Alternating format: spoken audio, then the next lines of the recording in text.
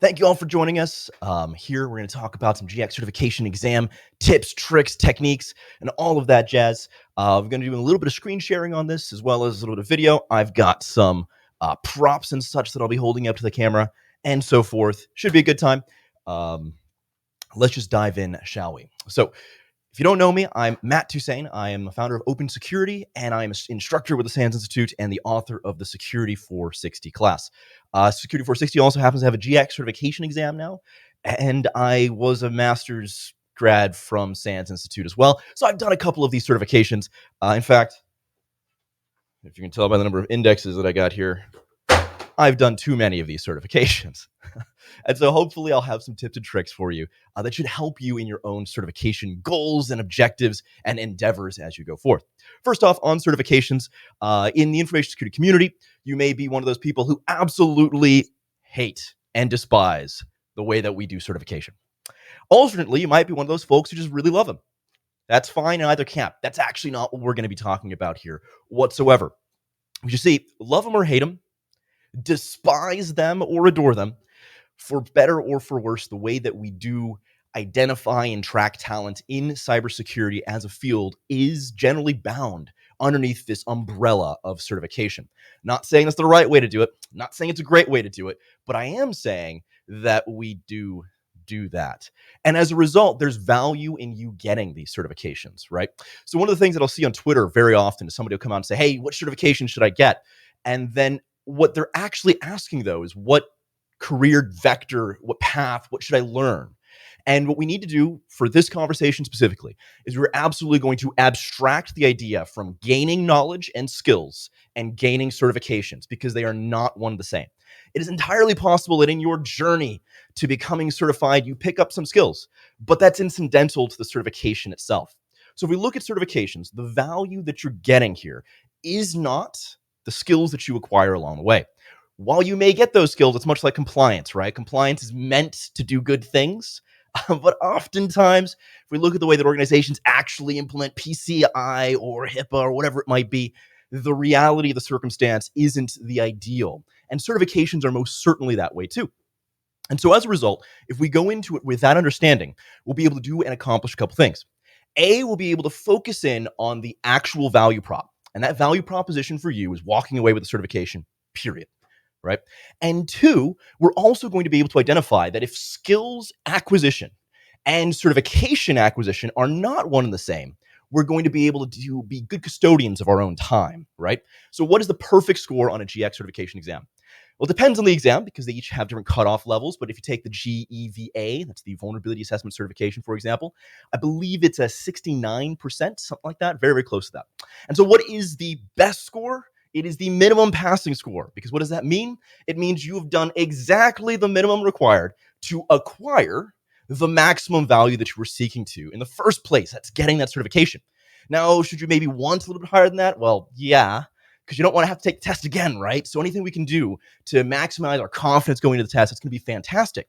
But if we spend more time, too much time, let's say, focusing on minutia that's in the actual, say, course material and trying to do rote memorization, that isn't going to translate directly in as beneficial a sense to the work that we do as information security practitioners as that same time maybe could have been when invested elsewhere.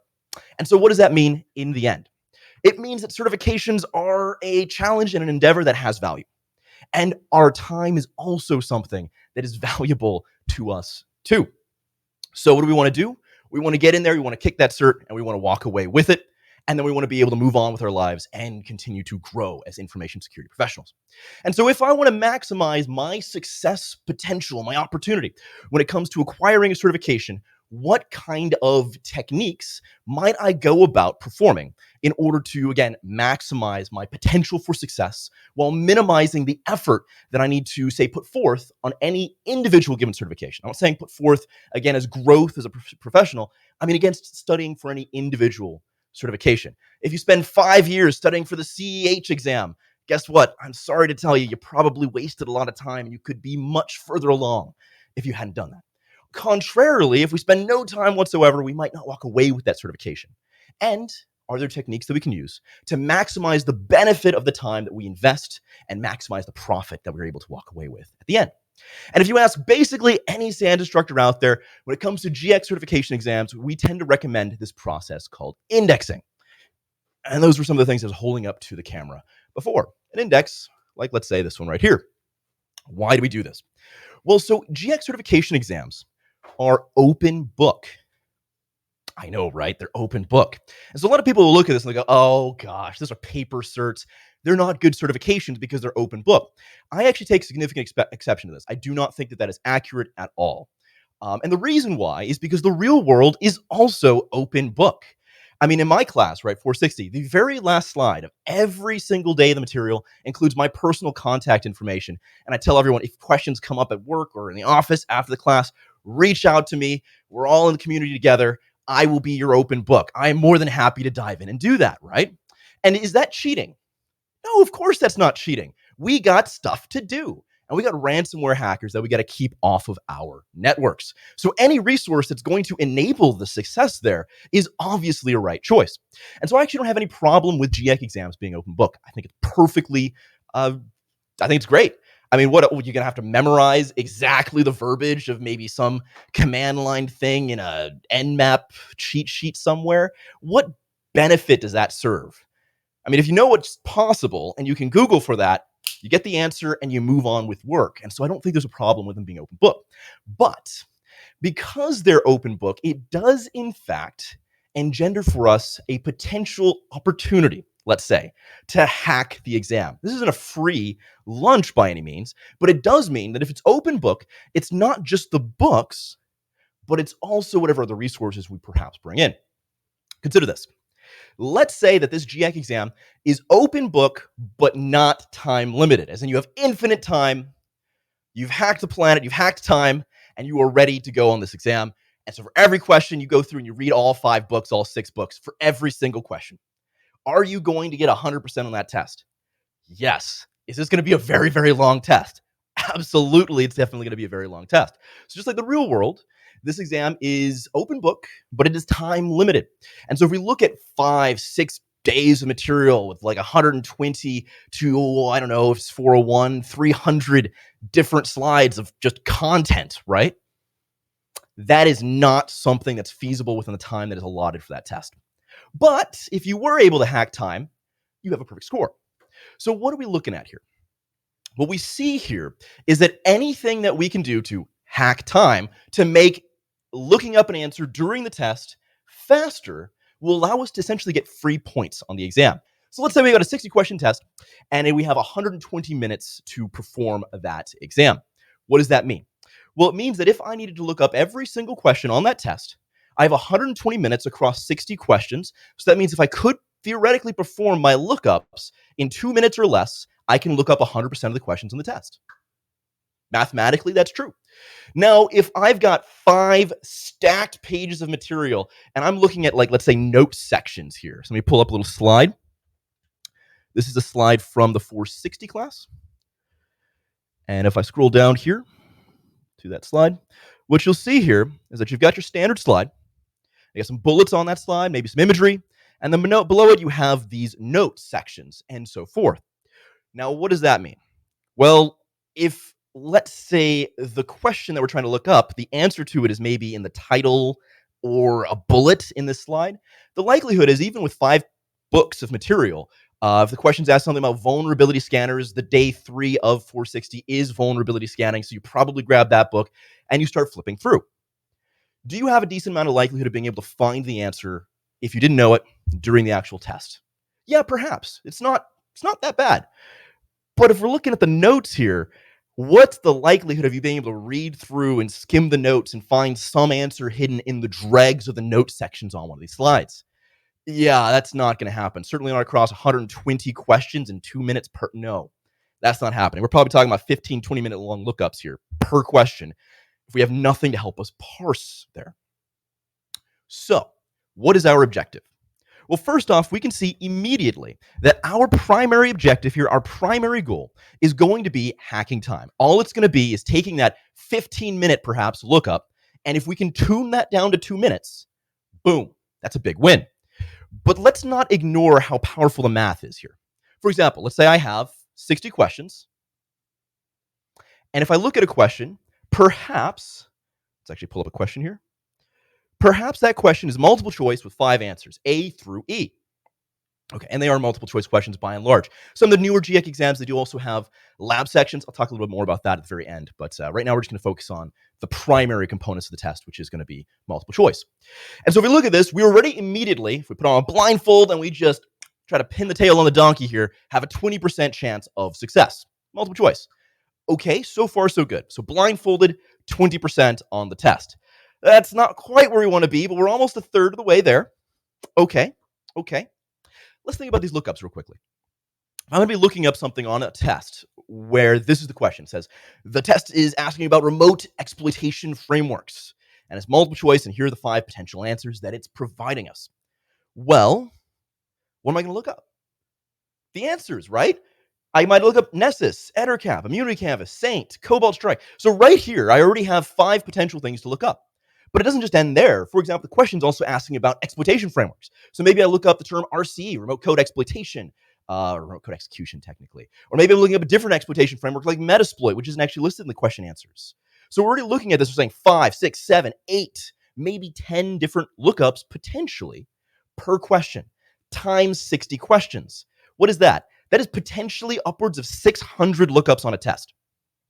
That's a lot of lookups. This is assuming, of course, that we are looking up every single question, which probably won't be the case. But from a mathematical perspective, it is going to give us some interesting ideas here. So if I'm potentially doing 600 lookups per test, and here I'm saying it's only 60 questions. Most of the exams are a bit more than 60 questions, right? So it actually would be a bit more. That is, let's say that I come up with some technique, some indexing technique that saves me 1 second, just 1 second on a lookup. That's times 600.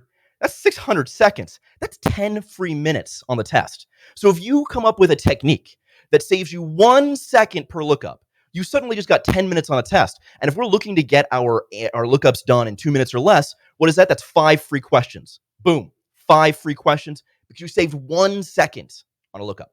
So any techniques that we might do with our indexing, we have to recognize how powerful the smallest adjustments in time could be. Let's say that we come up with something like a spiral binding for our index, right? Will that work a little bit faster than for flipping pages than maybe staples? Well, yeah, how much faster? Is it half a second? If it's half a second, that's still 5 minutes across the entire test. So the smallest little adjustments that you might do in your building of your index and you're preparing for this test can have cascading effects over the course of the higher exam. And so to that effect, I do want to let you know that it is absolutely possible in these GX exams to look up every single question on the actual test. In fact, I'm a little bit of a jerk, so I did this. Because in the SANS Masters program, essentially the way it works, you get like 12 different classes, and your final exam for each one is the actual certification exam. And I didn't want to just study. I wanted to see if I could break the exam, which is hacker, sorry. I wanted to see if I could break the exam. So I decided, let's see if I can't get an indexing process down so well that even if I know the answer to the question, I'm going to look it up anyways. And let's see if I can make every single lookup for every single question on the actual test. And over the course of umpteen indexes, oops, dropped that one. I got to tell you, it is absolutely possible. Depends a little bit on the actual test. For example, I was not able to do that on the GXPN, but by and large, you can look up 80 to 100% of every question on the actual exam during the time allotted for the exam if you index properly. So what does that mean? It means that you can be confident that if you prepare, you're going to be able to walk away with that certification, no questions about it at all. And that's awesome. That's awesome. It means that we know that we have a discrete amount of effort that we can put in, and we're going to walk away with that benefit. That's fantastic. So, speaking of that effort, what does it look like and how might we want to go about indexing?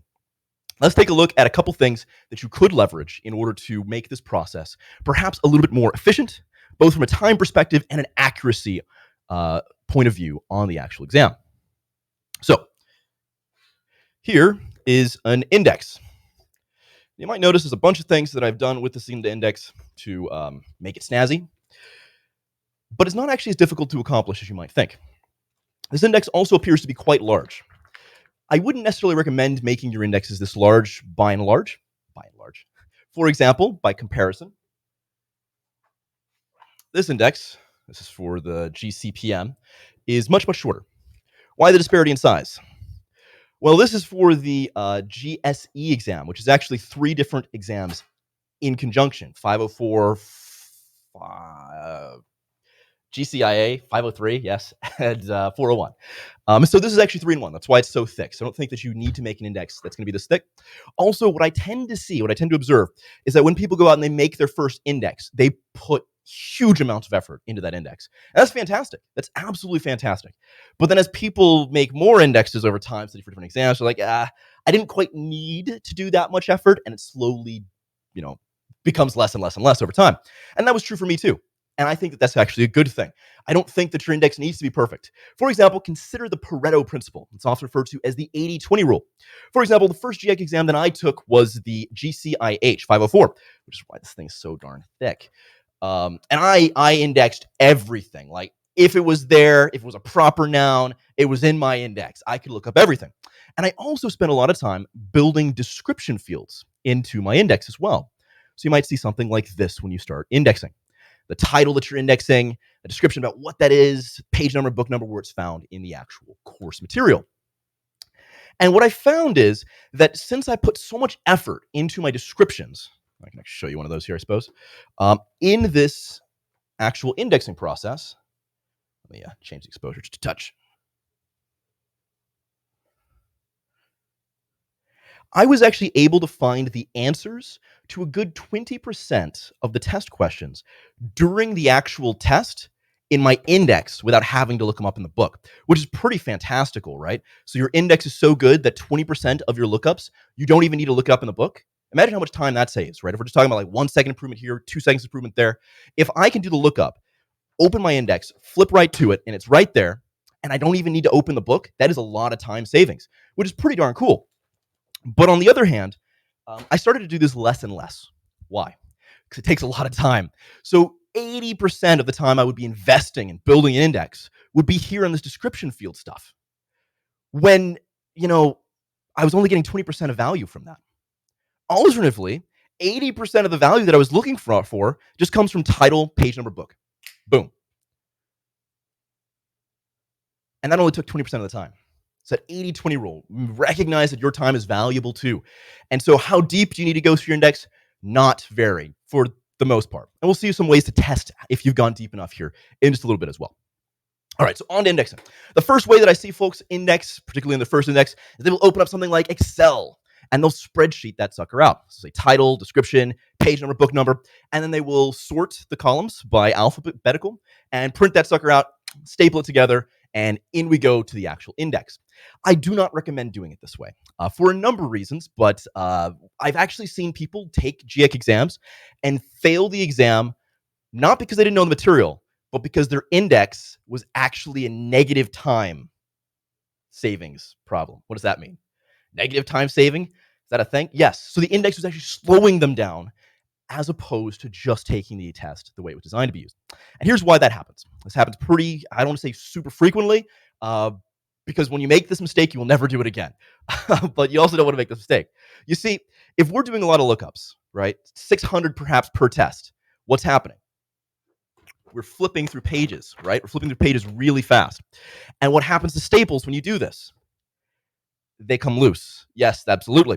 And so what'll happen inevitably if you're taking a test and you've got a stapled index is a staple is going to break loose and suddenly it's not alphabetical anymore. And you're actually fighting your index instead of having it help you. So I do highly recommend right off the bat with your index, spiral bind the sucker. Spiral bind the sucker. It will help you out so much. And of course, you might not have ever spiral bound something before. So you might think, hey, look, is that tough to do? Turns out, no, it's really, really easy to do. So if you go to any office supply store, like Office Depot or Office Max, yes, this is very meta, right? It's Matt showing a video of Matt doing a video. So you go to any office supply store like this, they've got these spiral binding machines, and it'll take just a few seconds for them to bind that index. Is it expensive? Nope, not expensive at all.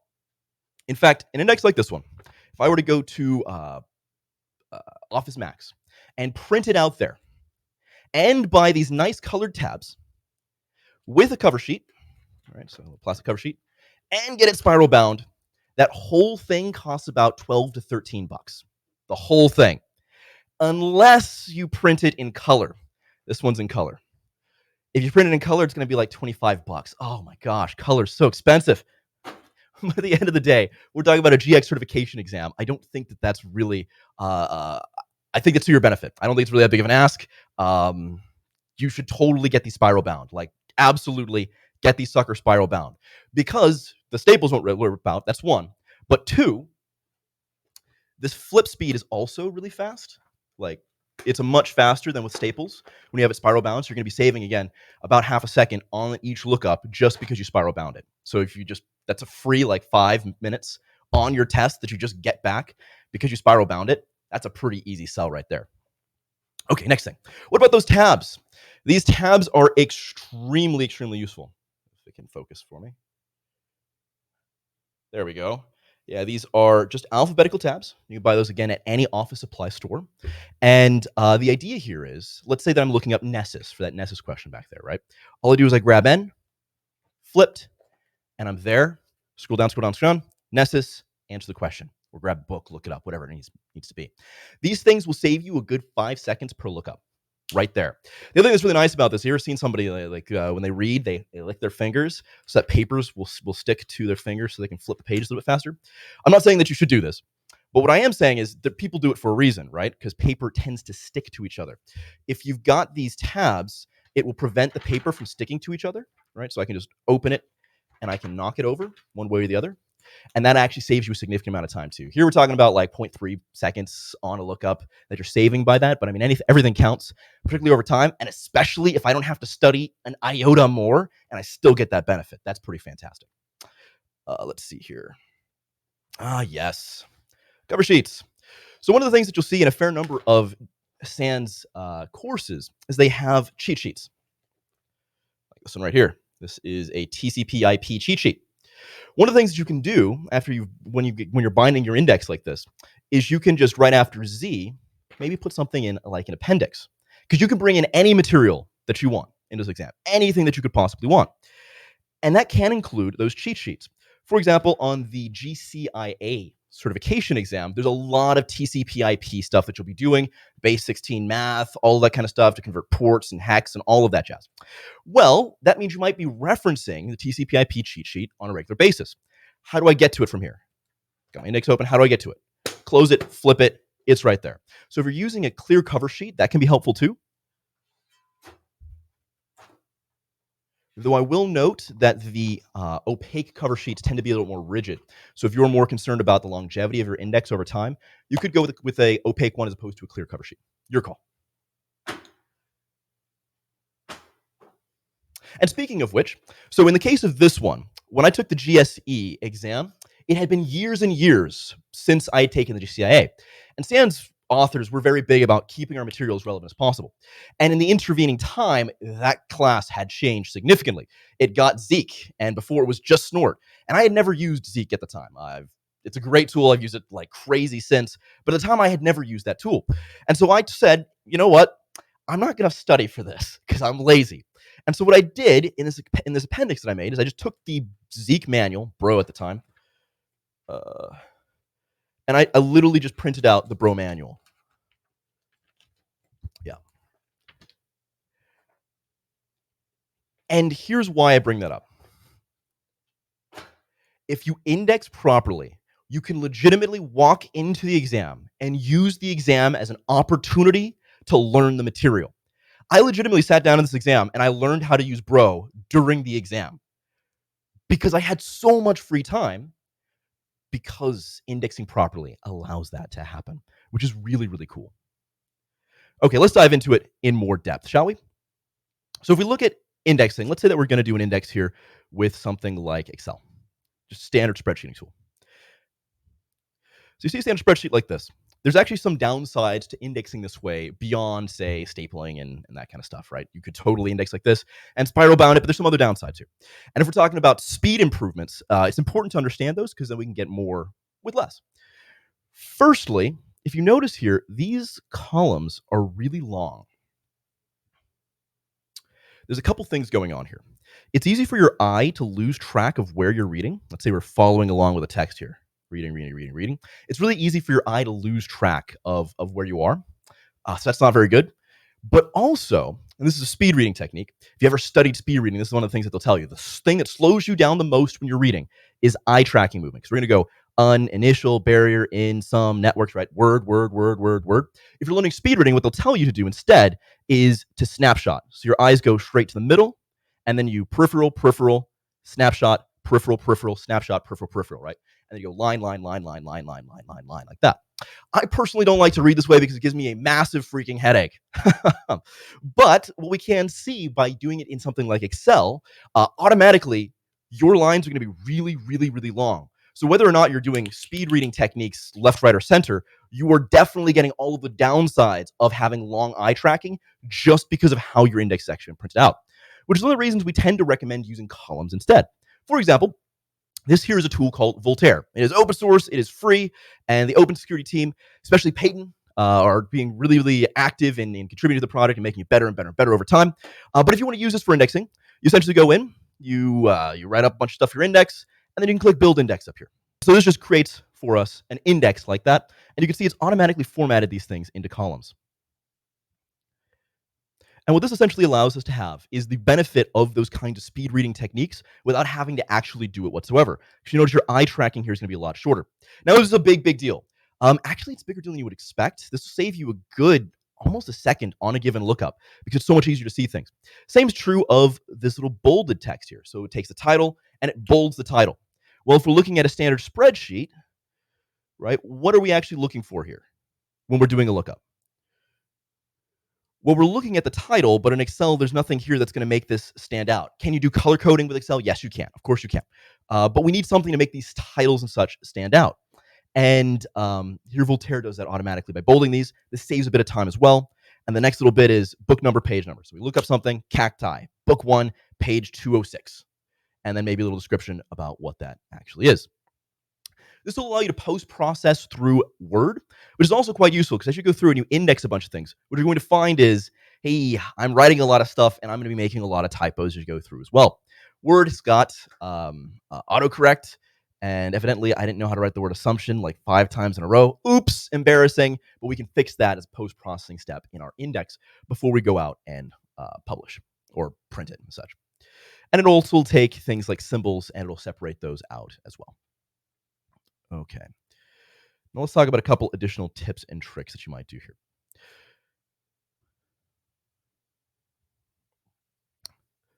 So when you sign up for a GX certification exam, there's a couple things that happen right off the bat. You get added into 2 practice exams. So if you sign up for a GX certification exam, you get 2 free practice exams that come along with it. The questions in the practice exam are not the same question pool as in the real test, but a lot of them are fairly similar. For example, consider this question. Let's say this was a practice test question. The test is asking about remote code exploitation frameworks, which the following is one of those. Okay. In this case, let's just war game the question here real quickly. Nessus, what is that? Nessus and Saint, they're both scanning utilities. EtterCap is completely different. It's a man-in-the-middle tool. And Immunity Canvas and Cobalt Strike are operations tools, remote operations tools. It's pretty common to see test design work in this fashion, where this question is trying to test your knowledge of a given learning objective, RCE, and which tools, frameworks, happen to have RCEs in them. And in this case, it's grouped them into scanning tools. Okay, we can take both those out. Man-in-the-middle tool, this is an outlier. We can kick that one as well. And if we've just done this process of elimination, suddenly we are down to 2. So we've gone from a 20% potential blindfolded answer on the test to 50-50 without knowing anything except that these things are not related to the learning objective that the test is actually asking about. And this one's actually pretty confusing. And the reason why is because a lot of folks know about Cobalt Strike. We know it's a red team tool, it's an attack tool. Not as many people are familiar with Immunity Canvas. But here's the thing. Cobalt Strike is a red team remote operations framework that doesn't include a single exploit in it. It's all about operating, not exploiting. The business model of Immunity Canvas is they take bugs that there's no publicly available exploit code for, and they will write an exploit for that, and they sell it to you. I'm not a big fan of this business model, but that is, for better or for worse, what Immunity Canvas does. And so if you wanted to buy RCEs, you could buy Immunity Canvas, and that's what this question is asking about. Let's flip this on its head. So that was the practice test question. between the practice test and the real test, generally the margin of like the standard deviation is like 2 to 4%. Like they're really, really close. But the test pools are completely different. How is that possible? And the reason why, in many cases, is something like this. So you might see that question on the practice test. Consider this. Which of the following is a general purpose vulnerability scanner? That's the question now. Same exact 5 potential answers. See where it's going here, right? Yeah. In this case, it's Nessus. And you'll see this with GX exams, practice versus real test, fairly frequently, where all that the real test question is a flip. It's the inverse of what you saw in the practice test. So if your index was good, it was capable at helping you sort your way through this question on the practice test, it's probably going to work really, really well on the real test too. And I love, love, love to use my indexes in this fashion. For example, or my practice test in this fashion. For example, what I like to do is I'll go into the practice test and I don't intend to finish it. Like if you look at my practice test scores, half of them are like 20 or 30%. You're like, oh my gosh, you got a 20%? What are you doing? And what were you smoking? Because it must be some good stuff. No, actually, what I'm doing here is I'm not testing myself. I might instead be testing my index. You see, what if on this question, I know the answer is immunity canvas, but I want to know if my index knows the answer is immunity canvas. And so what I might do is I say, okay, I'm going to look up RCE. I'm going to look up Nessus. I'm going to look up Ettercap. I'm going to look up immunity canvas, Saint, Cobalt Strike. I'm going to look up every single thing I can possibly imagine thinking of on this question. And if my index works well and I can find all those things, I know I indexed well. If my index is struggling, guess what I'm doing? I'm opening it up. I've got my pen with me, and I'm scribbling in the margins. Hey, Matt, you must have glazed over during, book 4, page 130. When we were talking about vulnerability data management tools. Go back in and add more of that stuff to your index, right? So that's what I'm doing here. I'm going through the test, and I'm not intending to finish it whatsoever. I'm testing my index, and where I find that my index needs to study more, that's when we'll add more into the index there. And then for the second practice test, I'll take it as if it's real. And there's a reason for this too. And the reason why you want to take at least one of those practice tests as if it's real world is because, and there's statistical analysis on this, like evidence to demonstrate this. 2 people walk in to take the exact same test, exact same background, exact same skill set and knowledge. One of them reports before they take the test that they're confident. The other one reports that they're nervous. The one who reports that they're nervous is going to get 5% or more less on the exam. Same exact knowledge. Just because you're confident, you will perform better. That's how it works. Human psychology, I guess, right? And so if you take one of the practice tests and you know that it's within, say, 4% deviation, and on that practice test you get an 85%, guess what? You only needed a 70 to get the certification, so you get to walk in to that exam with 15% margin of error, which is going to give you an extra 5% just in confidence points. That's pretty fabulous. So I definitely recommend taking at least one of those practice exams to test yourself for real. I also don't recommend saving your practice tests until a week before the actual exam. 2 reasons for that. A, the practice is a great way to identify if you've been studying wrong, right? Like if the way that you're studying is just not producing results and you keep going, eventually it might be enough, but you're also going to be like hurting yourself in that process and wasting a lot of your own time too. So it's also really nice to use your practice tests to determine, am I on the right track? Yes or no? So I definitely recommend doing it a bit earlier on so that you don't end up spending 3 months studying really, really hard and then finding out that the way you were studying just isn't working. If we can identify those problems early, you're going to get a lot less friction and a lot more results on your test too. Let's see here. What other tips and tricks are there?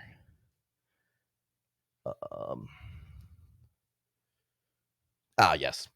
Let's talk about what to index and what not to index. So that question was asking about which of the following is remote code exploitation framework, right? Let's say you were a student in the 560 course. It's the GPen class. The number 1 tool that you use in GPen is Metasploit for remote code exploitation. That's just, it's the tool. Everyone uses Metasploit. Yeah, but the test question, the answers didn't include Metasploit. What gives? Yeah, this is going to happen all the time. GX loves to do that.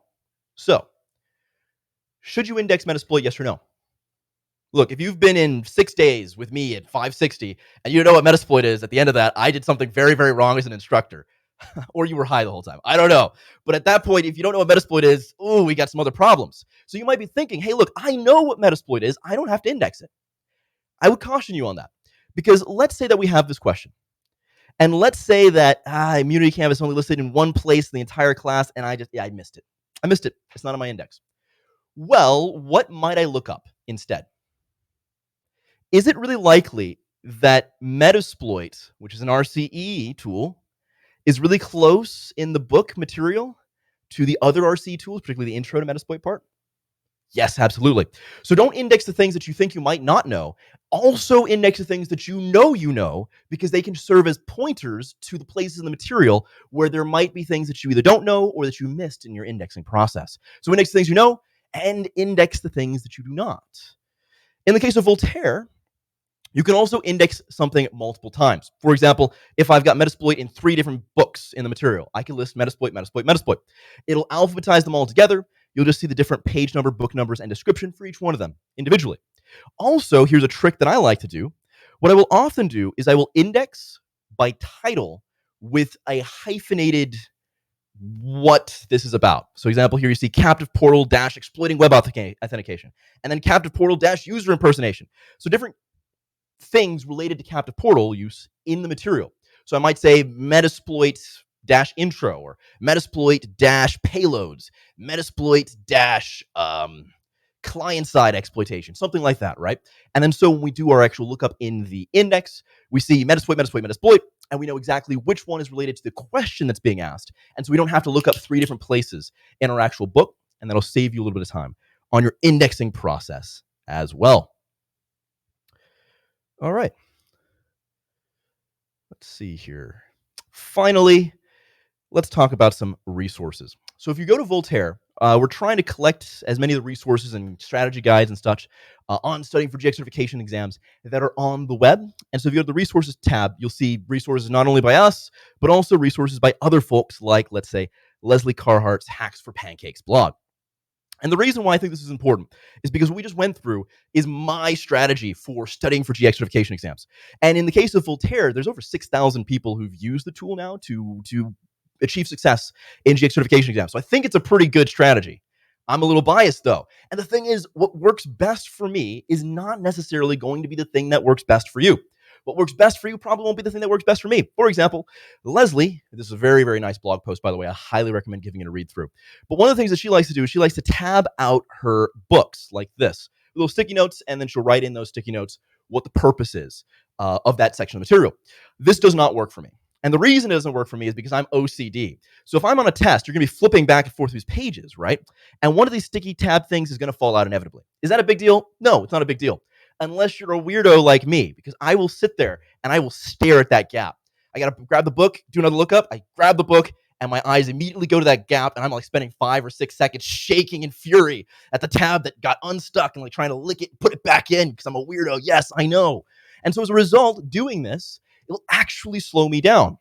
Does that mean you shouldn't? No, by no means. Look, whatever study methodology is producing the best results for you, that's the way that you should go about it. Which is why we're trying to share as many resources, not just those from, a one-sided point of view, but as many as possible. So I highly recommend giving Voltaire a look-see, whether you're using it for indexing or just using it as a gateway entry point into all other test strategies and guides.